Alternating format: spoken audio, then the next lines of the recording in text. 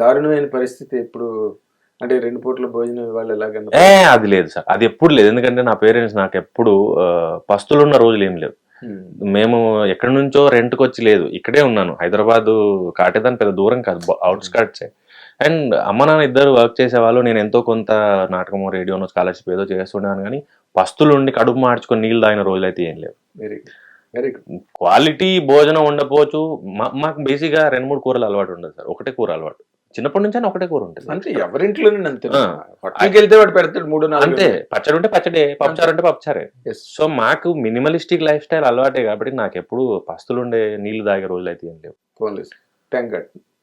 So తర్వాత ఇంక మెల్లగా బొమ్మల రామారం, ఇందాక మనం మాట్లాడుకున్నాం. తర్వాత బొమ్మల రామారంకి నేను కొరియా వెళ్ళా 2014లో వర్క్షాప్ కోసం, స్టేజ్ థియేటర్ వర్క్షాప్ కోసం వెళ్ళాను. ఎవరు పంపించారు?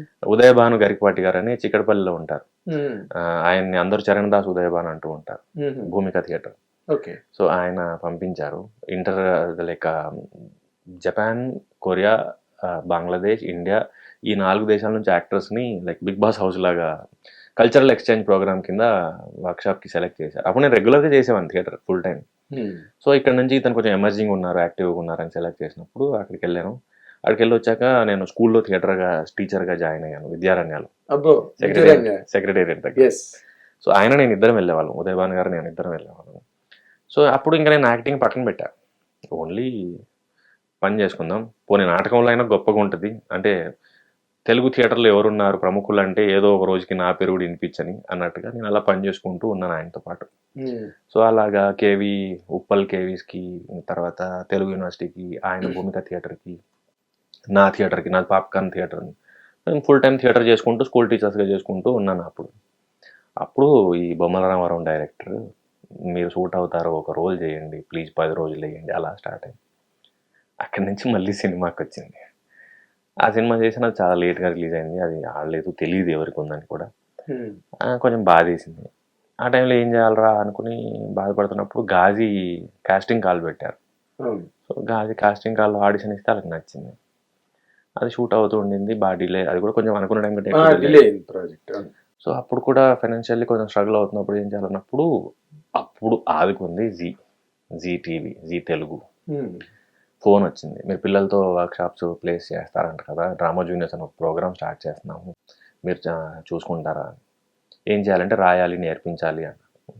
ట్రై చేద్దాం, నేను ఎప్పుడు చేయలేదు, టీవీకి వెళ్ళాలని ఇంట్రెస్ట్ కూడా లేదు, బట్ ఇట్స్ ఒక ఛాలెంజ్ లాగా అనుకుందాం, సర్వైవల్ కూడా ఇంపార్టెంట్ అని వెళ్ళాను. వెళ్ళిన తర్వాత వాళ్ళు ఏం చెప్పారంటే మొత్తం మీకే అప్పచెప్తాం, మొత్తం మీరే చేయండి. ఇది ఇంకా పెద్ద ఛాలెంజ్, నా ఒక్కడి పని కాకుండా అందరు పని చేసుకుంటూ నేను దానికి ఒక ఇన్ఛార్జ్లా ఉండాలి. అప్పుడు బయటకు వచ్చి ఒక్కొక్కరికి ఫోన్ కొట్టాను, నా సీనియర్స్కి, నా ఫ్రెండ్స్కి, జూనియర్స్కి, ఒక ప్రోగ్రామ్ ఉంది, ఒక ఆపర్చునిటీ ఉంది, నాతో పని చేస్తారా, రాయాలి, నేర్పించాలి, ఇది ఒక ఛాలెంజ్ అనుకుంటే సర్వైవల్ వస్తుంది అని. అలా స్టార్ట్ చేసిందే డ్రామా జూనియర్స్. ఇప్పుడు సీజన్ 9 ఏదో అవుతుంది, హిట్ షో అది. అయితే మీతోనే స్టార్ట్ అయింది అది. ఓకే. సో అక్కడ నుంచి ఫైనాన్షియల్గా స్ట్రగుల్ తగ్గింది. మంత్లీ అట్లీస్ట్ 1 or 2 షూట్ ఉండేది. అది హిట్ అవ్వడం వల్ల రిపీటెడ్గా షోస్ చేస్తూ ఉండేవాళ్ళు, సీజన్స్ మారుతూ ఉండేవి. కానీ సాటిస్ఫాక్షన్ ఎక్కడో మిస్ అవుతుంది, ఇది కాదు నాది. అప్పుడు జార్జ్ రెడ్డి ఆడిషన్కి వెళ్ళా. అక్కడ అది సెలెక్ట్ అవ్వడం, ఆ ప్రాసెస్లో అది షూట్ డిలే, ఆ ప్రాసెస్లో జీ సర్వైవల్కి ఉండడం, అక్కడి నుంచి పలాస ఒక నాటకం చూసి పలాసగా ఆఫర్ రావడం, అక్కడ నుంచి కరుణ్ కుమార్, అక్కడ నుంచి మల్లేశంలో ఒక చిన్న రోల్కి అడగడం. సో ఎప్పుడైతే జార్జ్ రెడ్డి రిలీజ్ అయిందో 2019 నవంబర్, అక్కడి నుంచి ఇంక నేను వెనక్కి చూడలేదు. 2019 నవంబర్ నీకు స్వాతంత్రం వచ్చింది. రిలీజ్ డేట్ ఎప్పుడు? November 21 అనుకుంటా. ఓకే. దేశానికి 1947 ఆగస్టు 15 నీకు ఆ డేట్. స్ట్రగుల్ అప్పటికి కంప్లీట్ అయింది. అప్పటి నుంచి ఇంకా రెగ్యులర్గా వస్తున్నాయి కాల్స్ రావడం, ఎంత తీసుకుంటారు రోజుకని అడగడం, లేకపోతే పలానా డేట్స్ ఇవి ఇస్తే మాకు చాలా అనడం, మీకు ఇంటికి కార్ వస్తుంది అది ఎక్కేసి వచ్చేయండి అన్న. అమ్మ కార్యయోగం పట్టింది అన్నమాట. అప్పుడు దాకా ఏంటంటే మీరు రండి క్యాబ్ డబ్బులు ఇస్తాము, లేకపోతే పొద్దున వచ్చేయండి, ఇలాగా ఉండింది. అప్పటికే ముందు వచ్చేయండి అని చెప్తారు, తర్వాత క్యాబ్ లో వచ్చేయండి డబ్బులు ఇస్తామంటారు, తర్వాత కార్ పంపిస్తుంటారు. స్టేజెస్ అన్ని స్టేజెస్ చూసావు. బిగినింగ్ డేస్ లో బస్కే వెళ్ళేవాడిని. అదే లేదు నీకేనా ఉస్కో బొమ్మల రామారావు చేసినప్పుడు పాసే.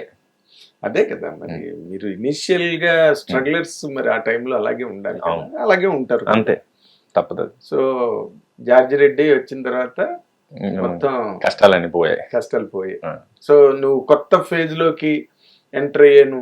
ఆ లైఫ్ లో నీకు మర్చిపోలేని సంఘటనలు కానీ, లేకపోతే that really turn the events for you. Judge రెడ్డే తిప్పింది, టర్న్ చేసింది.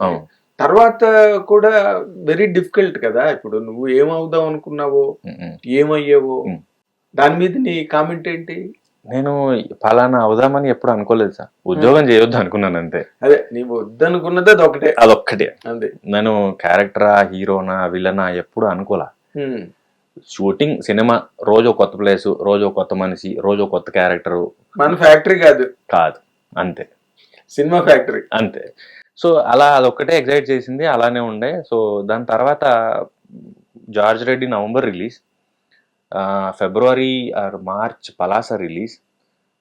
పలాస రిలీజ్ అయిన 1 monthలో సిన్ రిలీజ్, వెబ్ సిరీస్ ఆహాలో. 3-4 నెలల వ్యవధిలో 3 ప్రాజెక్ట్స్ వచ్చాయి. 3ంటికి 3 సెపరేట్ ఇన్కమ్లు, డైలెక్ట్లు వేరు, క్యారెక్టర్లు వేరు. ఒకటి ఉత్తరాంధ్ర, ఒకటి హైదరాబాద్ బేస్డ్, ఒకటి ప్రాపర్ తెలంగాణ.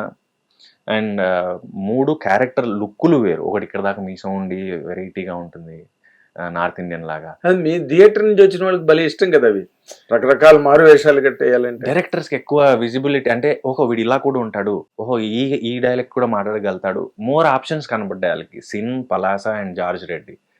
దానివల్ల విపరీతమైన ఫోన్ కాల్స్ రావడం స్టార్ట్ అయ్యాయి. కోవిడ్ వచ్చింది.